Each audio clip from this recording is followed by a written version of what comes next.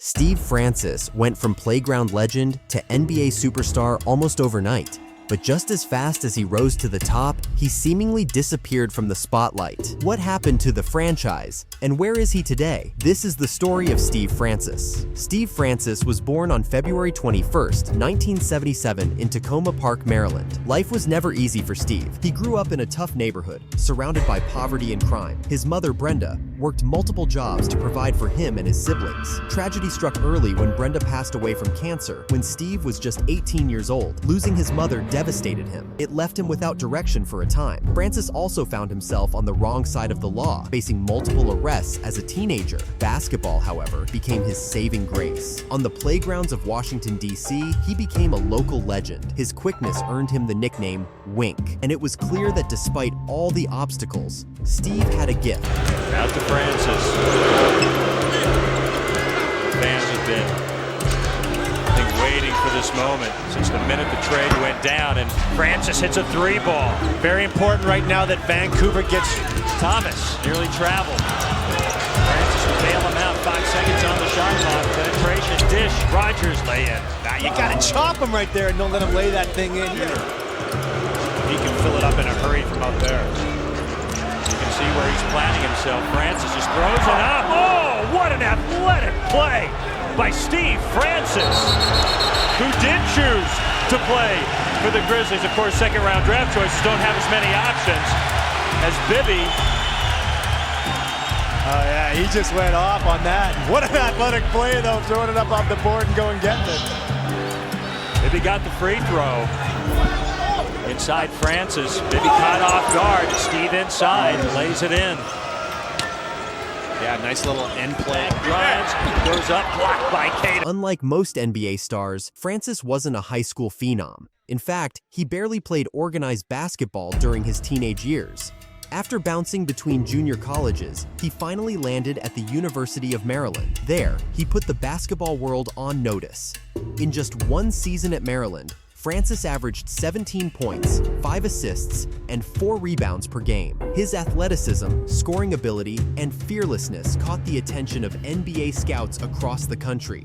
Steve declared for the 1999 NBA draft after just 1 year in college. By the time draft night rolled around, Steve Francis was seen as one of the most exciting prospects available. First quarter. Francis pulls back behind the three-point line and he hits. Anderson took the fake, backed up. Nice pass to Pig Miller. 38% from the field. Steve Francis back outside. Walt Williams with a three. The Wizard strikes again. The three have been dunks. Here's Cato. Nice pick, and Francis gives it up. Oh, Walt passed up the shot. Now he gives it up to Francis for a layup. Pretty good ball movement. I thought Walt had to. Walt takes it away from Odom. Walt Williams gets it back, gives it up to Steve. Steve lays it up for Mobley, and Steve Francis gets another assist. S.B. Anderson, legit. Yep. Steve Francis from the outside hits a two. Steve Francis, legit. Not even watching the game half of the time with their decision making. Francis fires up the three, got it.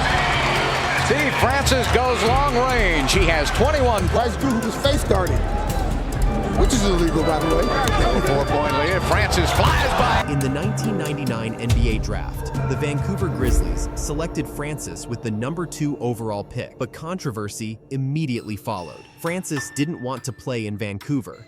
He cited everything from distance to culture shock and ultimately forced a trade. He was traded to the Houston Rockets, where he quickly lived up to the hype. During his rookie season, Francis averaged over 18 points, 6 assists, and 5 rebounds per game. His electric dunks, fearless drives, and jaw-dropping crossovers made him an instant fan favorite. That year, he was named Co-Rookie of the Year alongside Elton Brand. Rockets fans soon began calling him the franchise, believing he would be the cornerstone of the team's future. In the early 2000s, Francis was one of the most explosive point guards in the NBA. He earned 3 All-Star selections in 2002, 2003, and 2004. His high-flying highlights filled nightly NBA recaps, and his chemistry with young Rocket star Yao Ming was exciting to watch. For a time, it seemed like Steve Francis was unstoppable. But cracks started to show.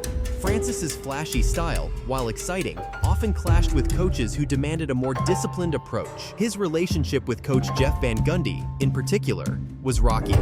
In 2004, the Rockets made a blockbuster trade, sending Francis to the Orlando Magic in exchange for Tracy McGrady. Francis initially played well in Orlando, but it was clear he struggled without being the focal point of the offense. Tensions rose again. He was suspended for conduct detrimental to the team, and his numbers began to slip. After short stints with the Magic and then the New York Knicks, Francis's career was clearly on the downturn. Injuries, particularly to his knee and ankle, robbed him of the explosiveness that had made him special. In 2007, he returned to Houston for a brief second stint, but he was a shadow of his former self. After a final attempt with the Memphis Grizzlies, Steve Francis quietly exited the NBA. He was just 31 years old. Unfortunately, life after basketball wasn't kind to Steve Francis. Without the structure of the NBA, he fell into personal struggles. Francis openly admitted to battling alcoholism. He was arrested multiple times for incidents including DUI and public intoxication. His life, once so full of promise, seemed to spiral out of control. Tragedy continued to follow him. In 2016, Francis lost his stepdaughter to an accidental shooting, a devastating blow that pushed him deeper into grief. Despite these struggles, Francis found moments of reflection. In a heartfelt 2018 essay for the Players Tribune titled "Letter to My Younger Self," Francis opened up about his past, his mistakes, and the pain he carried with him. In the letter, he spoke about the pressures of fame, the weight of expectations, and the importance of cherishing the people who truly care about you. Today, Steve Francis is working hard to rebuild his life and his legacy. He stays connected to the game through youth programs and basketball camps in Maryland, aiming to guide young players so they don't repeat his mistakes. Francis has also dabbled in business ventures, including launching his own record label, Mogul Mentality. While he keeps a relatively low profile compared to his NBA days, he occasionally makes appearances at Houston Rockets games, where fans still show him love and appreciation. Rather than hiding from his past, Francis now embraces it as a lesson, both for himself and for the next generation. His story, full of highs and heartbreaking lows, serves as a powerful reminder that success is never guaranteed, and personal demons can be just as tough an opponent as any rival on the court. Steve Francis's journey is a story of talent, fame, and redemption. From the concrete courts of Maryland to the bright lights of the NBA and beyond, the franchise lived a life that few could imagine. And while he stumbled along the way, today Steve Francis is writing a new chapter, one of hope, resilience, and a commitment to giving back. Thanks for watching. If you enjoyed this story, make sure to like, subscribe to the Loop Locker, and stay tuned for more Where Are They Now episodes.